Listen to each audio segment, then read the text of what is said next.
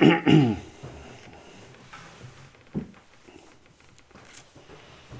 Parashat Pekudei, Pekudei à Mishkan, Mishkan à Edut, c'est le compte que Moshe Rabbeinu a donné pour tout ce qui a été fait dans le Mishkan. Combien d'argent, combien d'or, combien... tous les matériaux qui ont été donnés pour faire la construction du Mishkan. Et finalement, on voit que même Moshe Rabbeinu, un grand tzaddik comme Moshe Rabbeinu, pourtant il doit donner le compte pour être V'item Nekiim et Hashem Israël. Pour se rendre quitte vis-à-vis de Akadosh Baruch Hu et aussi vis-à-vis des Bnei Israël. Ne pas laisser les personnes douter ou avoir des hashadot.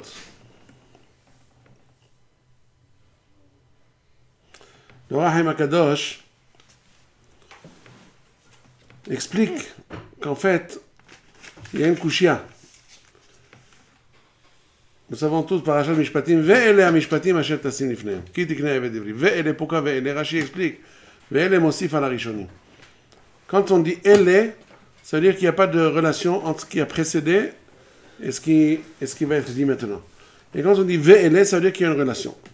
Alors dans les Mishpatim, Ve'ele ha-mishpatim asher tasim lifnehem, les lois concernant la justice entre un homme et son prochain, Ve'ele ha-mishpatim, pour nous dire que tout ce qui va être dit dans Parashat Mishpatim, ça a été aussi donné à Har Sinaï, comme ce qui a été dit dans Parashat Yitro, la Parashat précédente. Ve'ele, donc ça enchaîne.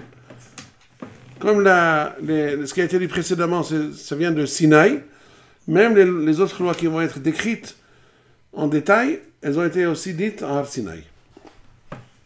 Mais là, la Parashat dit Elle Pekudei ha-Mishkan. Pourquoi elle ne dit pas Ve'ele Pekudei ha-Mishkan? Le Rahim HaKadosh propose plusieurs réponses. L'une d'elles, pour nous dire que on doit faire tchouva de la même façon qu'on a fait la Avera. Nous savons tous que le Mishkan a été construit pour être mechaper sur le Het HaEgel. Het HaEgel, il y avait plusieurs composants. Ils ont dit Elle Elohecha Israël. Donc, comme ils ont dit Elle Elohecha Israël, en contrepartie, quand on fait tchouva, Elle Pekudei ha-Mishkan. Et là, le Rahim HaKadosh, il ramène il fait un parallélisme entre le Het HaEgel et le Mishkan. Tout ce qui a été écrit tout ce qu'il y avait comme faute dans le Het HaEgel, eh bien, finalement, il y a eu le tikkun, il y a eu la réparation dans le Mishkan, et cette réparation, exactement, elle est matima à tout ce qui est passé. Bon, on peut le voir ça dedans, mais je vous laisse le loisir de le voir vous-même quand si vous voulez lire le Rahim HaKadosh, vous allez trouver qu'il y a là-bas le parallélisme, le Rav le fait.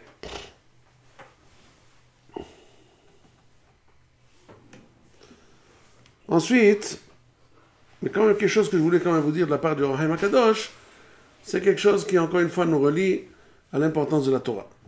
L'une des explications, l'un des commentaires que le Rav Rahim HaKadosh donne sur cette paracha, Elle Pekudei ha-Mishkan, Mishkan ha-Edut, Asher Pukad al-Pi Moshe, il dit que Pekudei, ça vient du lachon Minui. Minui, Pekudei, ça veut dire plusieurs choses. Ça veut dire des mitzvot. Pekudei, c'est des mitzvot. Pekudei, ça peut vouloir dire chisaron, un manque. C'est donc, il y a plusieurs interprétations de la racine pakod.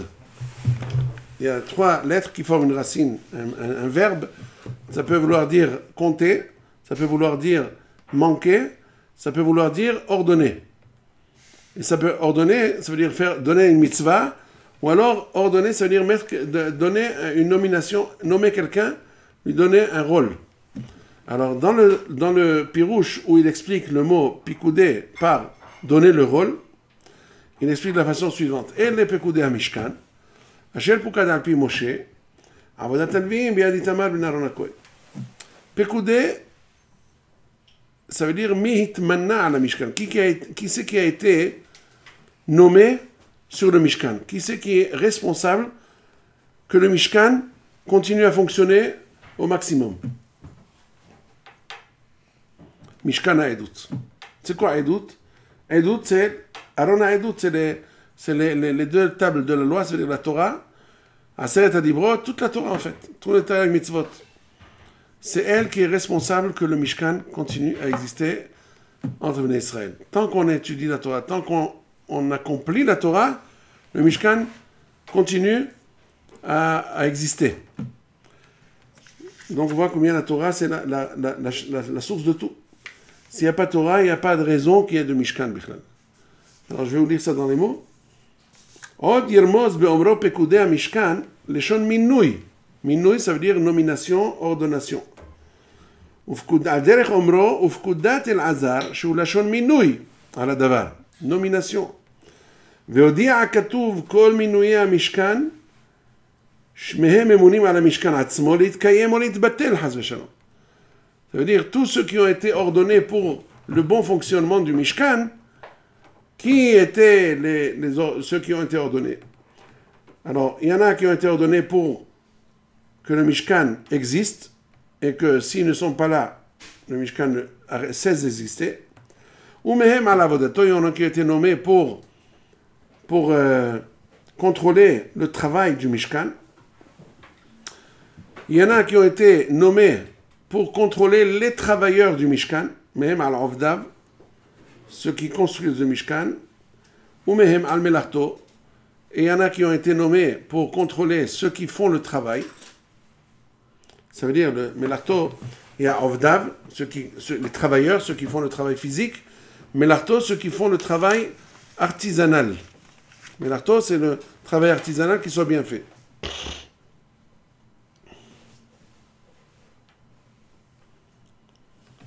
Ve'amar, voilà, ve'ithil be'minui kiyum mishkan. Il a commencé le passouk en disant qui est Memouné, qui est celui qui a été ordonné, qui a été nommé pour le bon fonctionnement du Mishkan, que le Mishkan continue à exister, qu'il pérennise au maximum. Alors qu'est-ce qu'il a dit? Ve'amar Mishkan ha'edut. Qui c'est qui est ordonné, qui est responsable du bon fonctionnement et de la pérennité du Mishkan? Mishkan ha'edut. C'est quoi ha'edut? Ha'edut, c'est la Torah. שהיא התורה כי כל זמן שישראל עוסקים בתורה ומקיימים מצוותיה יתקיים המשכן וזולת זה אין משכן.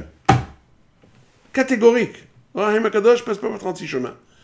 Il nous dit carrément, la Torah nous a fait un remez, nous a fait une allusion par le biais de ces mots-là. Donc nous savons tous qu'il y a Shivaim Panim la Torah. Shivaim Panim la Torah, ça veut dire les mêmes mots. On peut les interpréter d'une façon extraordinaire que toute la phrase a un sens quand on prend une certaine route d'explication. Alors voilà, il a donné plusieurs explications avant. Pourquoi elle est, pourquoi Pekoudé, c'est quoi Pekoudé, ça peut vouloir dire ici. Et toujours, bien entendu, il y a une explication qui tient la route jusqu'au bout du passouk. Et là, il passe, et bien entendu, si j'ai choisi ce passage, c'est parce que ça nous concerne. Ceux qui étudient la Torah pour savoir combien l'étude de la Torah, c'est elle qui tient tout. Imlo beriti yomam valayla, hokot shamayim va'aretz lo samti. Si ce n'était pas l'étude de la Torah, rien n'aurait pu exister. Rien n'aurait pu exister. Je me rappelle d'une histoire que je vous ai racontée peut-être, ou à vous, ou à notre auditoire. Le Rav Avnei Nezer, de Sochachov. Je vous ai raconté ça il y a quelques semaines, peut-être. Le Rav de Sochachov, le Avnei Nezer, c'était un gaon atzum, Ilouï. Depuis qu'il était tout petit, il était un grand Ilouï. Il a failli être le Hatan du Devrei Chaim Mitzanz. Finalement, ça n'a pas marché pour une raison que je ne vais pas dire ici. Mais finalement, il était le Hatan du Admor Rabbi de Kotsk. C'est un grand gaon et Tzadik Gadol, à l'origine de la Hassidut de Gour. C'était son Hatan. C'était un Ilouï hors pair. Toute la Torah, quand il était encore tout petit, toute la Torah entre ses lèvres. Il connaissait tout par cœur. Comment il est né ce monsieur-là, ce Rav Gaon Atzum, Rav Avnei Nezer de Sochachov, Rabbi Abraham de Sochachov, son fils d'ailleurs, que tout le monde connaît, surtout les Français, le Shem Mishmoel. Vous avez entendu parler du Shem Mishmoel? C'est un commentateur que les Français aiment beaucoup. Je me rappelle quand on était en France, il y avait beaucoup qui ne parlaient que du Shem Shmuel. Il a de très bons mahalachim, il a des belles explications sur toutes choses. Alors, il était très cité, très coté. Son père, Avnei Nezer, c'est lui qui a d'ailleurs écrit aussi le Sefer Igletal. Vous avez entendu parler de Igletal? C'est un livre sur les Tal Melachot, 39 Melachot de Shabbat. Il les commente très bien. C'est-à-dire, Igletal, très connu dans le monde de la halakha. Il parle des 39 Melachot de Shabbat. Tal, c'est Melachot. Igle, c'est les gouttes de rosée, parce que Tal, c'est la rosée. Igle, Tal, les gouttes de rosée. Mais Tal, c'est aussi Tal, 39 Melachot de Shabbat. Donc c'est ça, ses ouvrages principaux. Alors lui, quand il est né, comment il est né? Comment son père a eu le mérite d'avoir un fils aussi grand? Alors on raconte que son père, il étudiait pendant la Souda de Purim. Pendant le jour de Purim, tout le monde s'amusait à faire le Mishla Mano et tout ça. Comme ça, on dit les Gdolim de la génération, que le jour, c'est les Tzadikim qui avaient roi HaKodesh. Ils ont dit qu'il a été zoché d'un fils comme ça parce qu'un jour de Purim, il n'y avait pas de Torah dans le monde. C'était le seul qui tenait la Torah dans le monde. Parce que tout le monde... C'était un moment, une certaine minute, dans laquelle tout le clan d'Israël était occupé à faire les mitzvot de Purim, ou à dormir, s'ils sont de l'autre côté du globe. Ils dorment, c'est la nuit. Et s'ils sont en journée, ils font les mitzvot. Alors, est-ce qu'il est Mishloach Manot, Matanot Laevionim, Mishte Esther, mais d'Ivrei Torah, c'est-à-dire quelqu'un qui étudie la Torah comme il faut l'étudier, il n'y en avait pas. Le seul, c'était le père du Admon Sourachov. Ils l'ont gratifié d'un fils qui sera Meir en Israël. Comme ça, on raconte. Donc, pour nous dire que le monde tient sur la Torah. Et là, le Rahim HaKadosh nous le fait, encore une fois, le met en relief par l'intermédiaire de ce pasouk-là. Comme il dit, El le Pekudei Mishkan, ceux qui sont nommés sur le bon fonctionnement et la bonne continuation du fonctionnement du Mishkan. Mishkan Ha'edut, c'est la Torah. Si on étudie la Torah, le Mishkan continue. D'ailleurs, on l'a vu aussi dans les Navis. Il me semble dans Yirmia. Vayomer Alme Avda Haaretz. Pourquoi il y a eu le Hurban Bet Hamikdash Harishon? Qu'est-ce qui s'est passé? Vayomer Al Ozva Metorati. Parce qu'ils ont abandonné ma Torah. Et la Gemara dans les Yerushalmi, il me semble, qu'il dit Halvai Oti Azavu Vetorati Shamaru. Ki Amaor Sheba Mahaziram le Mutav. Pourvu qu'ils m'auraient abandonné, dit Akadosh Baruch Hu, mais au moins ils auraient continué à étudier ma Torah parce que la lumière de la Torah les aurait fait revenir au bon chemin. Eh bien voilà, encore une fois on le voit là.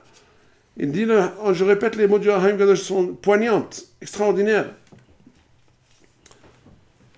Mishkan Ha'edut Pirush Pkudat HaMishkan. Qui c'est qui est nommé, qui c'est qui est responsable du fonctionnement du Mishkan? Hu Ha'edut Shei HaTorah. Qui kol zman chez Israël oskim batorah. Ou mekaimi mitzvotea. Tout temps que les Bnei Israël étudient la Torah et accomplissent leurs mitzvot, yitkayem a Mishkan. Le Mishkan continuera d'exister. Vezuladze, s'il n'y a pas de Torah, il n'y a pas de mitzvot, en Mishkan, il n'y a pas de Mishkan. Le Boukhou a fait le Mishkan pour résider entre nous. Mais on ne veut pas étudier sa Torah. Alors, il dit à Boukhou, ma litzarechotchem. La Torah, c'est la raison d'être de Kadosh Baruch Hu dans ce monde. Oraita, Kudsha Berichu, Ve'Israël, Hadu. Kadosh Baruch Hu, il existe dans ce monde. Il est dans ce monde avec nous parce qu'on étudie sa Torah. Il a son petit quartier général. C'est la Torah. Là, on étudie la Torah. C'est de là-bas qu'il y a encore une succursale de Kadosh Baruch Hu, une ambassade de Akadosh Baruch Hu dans ce monde, c'est la Torah. Et à partir de cette ambassade, alors la lumière de Akadosh Baruch Hu continue à faire exister le monde. S'il n'y a pas de Torah, donc il n'y a pas. Akadosh Baruch Hu, Oraita vekudsha berichu hadu. C'est la même chose. On est attaché l'un à l'autre. Le Baal HaTanya le dit explicitement dans les premiers prakim du Tanya, je crois, Perek Gimel ou Dalet. Il le dit explicitement que la Torah, l'étincelle d'Akadosh Baruch Hu qui rentre dans le Ben Israël, qui étudie la Torah, elle fait que le Ben Israël, il devient un avec Akadosh Baruch Hu. Ehad.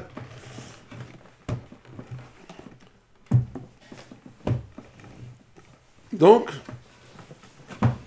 c'est ça ce qui fait durer le monde. Même la refoua, tout ce qu'on peut imaginer, on peut tout passer par la lumière de la Torah. Je vais vous raconter un maasé extraordinaire. Le fils du Hatam Sofer. Il s'appelait Rabbi Shimon Sofer. Et voilà qu'un soir, un habitant de sa ville, il avait un enfant, un petit bébé, et ce petit bébé-là, il a été pris de, je ne sais pas s'ils ont bien traduit le mot, la maladie, mais la diphtérie. La diphtérie, il me semble que c'est une maladie qui fait suffoquer, n'est-ce pas? N'est-ce pas? Ça attrape la gorge. Comme ça, il me semble aussi. Hein? Comme ça, il me semble aussi. Enfin, je pense que c'est la diphtérie. Non, parce que je me suis dit, dysenterie, non, dysenterie, c'est les intestins. N'est-ce pas? Mais la diphtérie, c'est dans la gorge, quand la gorge gonfle et que la personne n'arrive plus à respirer. C'est très dangereux, peut être mortel. Et bien voilà, ce petit bébé, un soir, je ne sais pas si c'est le Shabbat ou un soir de semaine, il ne savait plus quoi faire. Le bébé commençait à rougir, à bleuir, il ne savait plus comment le faire respirer. Il n'arrivait pas à respirer. Le père, il ne savait pas quoi faire, il s'est sauvé de la maison. Il a été en courant, où ses pieds ont bien voulu le porter, et puis voilà, Minashamaï, on voit que Ashgaha Pratit, il se trouve à 3h du matin ou quelque chose comme ça, devant la fenêtre de la maison du Rav de la ville, le Rav Shimon Sofer. Il me semble que c'est le fils de Hatam Sofer. Ou le petit-fils, je ne sais pas. Il ne sait pas quoi faire, il s'adresse au Rav. Il tape à la porte, Rabbi, Oshiana, c'est Pikon Hanefesh. Je ne sais pas quoi faire. Le fils est en train de perdre la respiration. On ne sait pas quoi faire, on ne sait plus quoi faire. Il n'y a pas de médecin. C'est à l'époque. Le temps qu'un médecin arrive, il a été voir le Rav. Le Rav était en train d'étudier en plein milieu de la nuit. Il lui dit, écoute, il a pris son écharpe. En Europe, il faisait très froid. Il a pris son écharpe, il a dit, vas-y, tu mets cette écharpe-là sur le bébé, et à 2 conditions. Tu racontes à personne que je t'ai donné l'écharpe. Tout ce qui va se passer, tu racontes à personne. Deuxièmement, tu me ramènes l'écharpe demain matin, tu me ramènes l'écharpe. Il dit, d'accord, Rabbi. Il va, en courant, il met l'écharpe sur le bébé guérit. Il commence à respirer normalement, tout est revenu dans l'ordre. De bon matin, il se lève, il ramène l'écharpe au Rav. Il dit, Rabbi, pourquoi ces 2 conditions-là? Il a dit, écoute, moi, toute la journée, je suis sollicité par la communauté, des questions-réponses tout le temps, les shurim, la cacheroute, tout ce qu'il faut s'occuper. Le seul moment que j'ai pour bien étudier, pour avancer un petit peu dans mon étude, même pour rendre les réponses aux shailot qu'on me pose, aux questions qu'on me pose. Et c'est les heures de la nuit, je dors très peu, parce que c'est le seul moment où vraiment j'ai la tête lucide pour pouvoir bien étudier. Il y a des fois des thèmes où il faut vraiment être très très concentré, des heures durant. C'est quand tout le monde dort, que j'espère que personne ne viendra m'embêter. Si toi tu vas aller raconter que tu m'as trouvé au milieu de la nuit, en train d'étudier, et que je t'ai donné une écharpe, que l'écharpe a aidé à guérir quelqu'un, la nuit aussi je pourrais ni étudier ni dormir. Alors dis-moi quand est-ce que je vais pouvoir te donner une écharpe la prochaine fois, hein? Parce que toute l'écharpe, pourquoi ça a marché? Parce que cette écharpe, elle est imbibée, elle est trempée de la sueur de la Torah que j'ai étudiée. C'est cette sueur de la Torah qui l'a guéri à ce bébé-là. Parce qu'elle est trempée. J'étudie la Torah avec beaucoup de ferveur, avec beaucoup de kavana, avec beaucoup de amal. Je me donne beaucoup de mal pour bien comprendre et bien étudier, bien arriver à comprendre les sujets que j'étudie. C'est beaucoup de amal. Ce amal-là, il est passé dans la sueur qui est passée dans l'écharpe. Donc cette écharpe-là, c'est comme un hafetz kadosh. Je l'ai donné pour que tu... Non, si tu vas raconter ça à tout le monde. D'abord, j'ai besoin que tu me rendes l'écharpe, sinon je n'aurai pas d'écharpe. J'en ai besoin, il faut que tu me la ramènes, n'oublie pas. Deuxièmement, ne raconte pas, parce que sinon, la prochaine fois, tu ne trouveras pas qui va te donner l'écharpe. Ah, comment ça? Et les autres, s'ils ont besoin? Akadosh Baruch Hu qui t'a guidé vers moi, il les guidera aussi à une autre solution. L'homme chané. Mais on voit de là encore une fois la grandeur de la Torah. Alors si, bon, Hachem, on s'achemine vers Purim, nous sommes maintenant Rosh Chodesh, Adar Bet, Purim, Hachamim nous ont témoigné, la Yehudi Maïta Ora, le Simcha, et Sasson Vikar. Après tout ce qu'ils ont été menacés par Hachverosh et par Haman,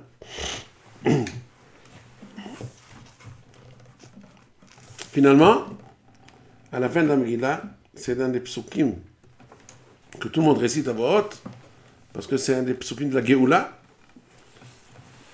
comme dit le Hafetz Haïm dans Mishnah Bora, s'appelle Hamisha psukim shel Géoula. On les dit à voix haute, pour être besimha, pour être mefarsem hanes. Alors là, Yehudi ma'ita ora besimha vesason vikar. Hachamim nous dit dans Masechet Megillah, ora, zo, Torah. Première des choses qui a été la raison de la rédemption, de la Hatzala du clan d'Israël, c'est la Torah. Comment on sait? Mordechai. Qu'est-ce qu'il avait Mordechai? Il a ramassé les Tinokot chez Bet Rabban, ils ont étudié. Qu'est-ce qu'ils ont étudié? Le Chod Bet Hamikdash. C'est cette force de la Torah qui donne Kaviachol Tenu'oz Elohim à l'Israël Gavato. Tenu'oz Elohim. On donne Kaviachol la force à Kadosh Baruch Hu d'aider le clan d'Israël dans sa détresse. Parce que pourquoi? Qu'est-ce qui se passe? Kadosh Baruch Hu, il a de l'ordre dans son Bedin Shel Ma'ala. Kadosh Baruch Hu a voulu que les choses se passent. Hashem Ohev Mishpat. Ohev Mishpat. Kadosh Baruch Hu, il aime la justice. C'est son... Si on peut s'exprimer comme ça, c'est son hobby préféré. Il aime la justice. Il aime la justice. Alors, chaque chose qui se passe dans le monde, Akadosh Baruch Hu l'apprend à travers la justice. Alors, quand il y a une justice, qu'est-ce qu'il y a? Il y a un avocat, il y a un procureur. Celui-là dit comme ci, celui-là dit comme ça. Et après, Akadosh Baruch Hu, il est là pour trancher. Et comment il tranche? Il faut qu'il y ait la balance des mitzvot, la balance des zruyot, elle soit plus grande, elle soit plus lourde. Alors quand il y a les Mekatregim, les procureurs qui viennent et qui disent « Ah, Israël a fauté. Il mérite un châtiment, il mérite d'être persécuté, il mérite ceci, il mérite cela. » Alors je vous dis « Oui, bon, alors dans ce cas-là, comment je vais faire? C'est vrai, ils vérifient, ils voient que c'est vrai, ils ont fauté. Donc comment il va changer le psak? Comment il va changer le verdict? Il faut bien quelque chose qui donne le contrepoids. Qu'est-ce qui va donner le contrepoids? C'est la Torah. Vous êtes avec la Torah, vous faites la tchouva, vous faites les tfilot, l'air kenos et kol hayudim, tfila, tchouva, Torah. Mais ça vient, la Torah c'est un outil extraordinaire. Parce que, c'est quoi la Torah? Les kahtov natati lachem. C'est quelque chose que Akadosh est amoureux de la Torah. Il aime la Torah. Oraita v'kucha brichu hadu. C'est un sechel. Le Baal HaTanya à la Vacham dit que le sechel de Akadosh c'est la Torah. C'est pour ça que Oraita v'kucha brichu hadu. Akadosh Baruch Hu a décidé que même des halachot, comme ça il dit dans Baal HaTanya, dans les premiers prakim, même des halachot qui ne vont jamais être amenés à être accomplis. Il y a des halachot dans la Gemara, des cas, vraiment, jamais on les rencontrera dans la Metsiout, dans le quotidien. C'est très très rare que ça puisse arriver. Mais quand même, Hazal se sont servis des pierres de bâtiments pour construire, avec lesquelles, c'est-à-dire les Yesodot, les bases que la Torah nous donne, le sechel de la Torah, pour qu'on puisse déduire qu'est-ce que la Torah a à dire dans un cas pareil s'il se présentait à nous. Et donc, quand les Dayanim vont faire un psak, ils vont utiliser ces bases-là, ces réflexions de la Torah qui sont les réflexions de Akadosh Baruch Hu, même si des fois on ne les comprend pas. Shlosh Yisrael midot she'atorah nidreshet bahem. Toutes les midot, Shlosh Yisrael midot she'atorah nidreshet bahem. Des fois on ne comprend pas. Il y a des choses qui sont tabous, on ne comprend pas pourquoi. Mais Akadosh Baruch Hu a dit, Gzera Shava, Arachal Moshe Misinai. Mais ça c'est le sechel d'Akadosh Baruch Hu. Quand on étudie, on étudie la Torah, on l'accomplit, on a donné le meilleur contrepoids contre les Averot. Donc, c'est ça ce qui va, la première chose qui va nous délivrer, c'est la Torah.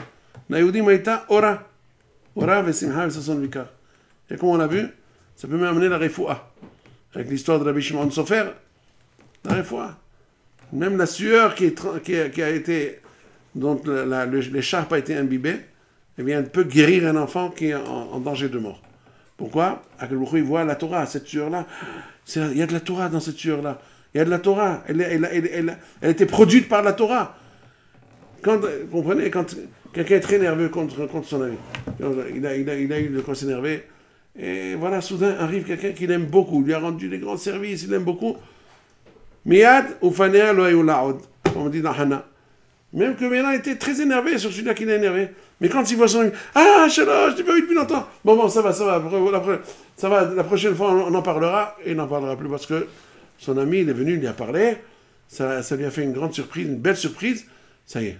À partir du moment où il sait, Otodava, Akadol Baruch, quand on lui donne la Torah, Kaviachol, ça apaise toute la midatadin. Il dira, ils étudient la Torah. Kevan Shem Lomdim Torah. C'est ce qu'on a fait, la Yudim et Taora. On ne va pas trop s'allonger aujourd'hui, mais Bezrat Hashem, la semaine prochaine, Bezrat Hashem, on parlera davantage de Purim. Maintenant, je suis obligé de raccourcir. רבי חנניה בן עקשיא אומר, רצה הקדוש ברוך הוא לזכות את צמח חלב בעלים תורה וצורה שלימה לתנאי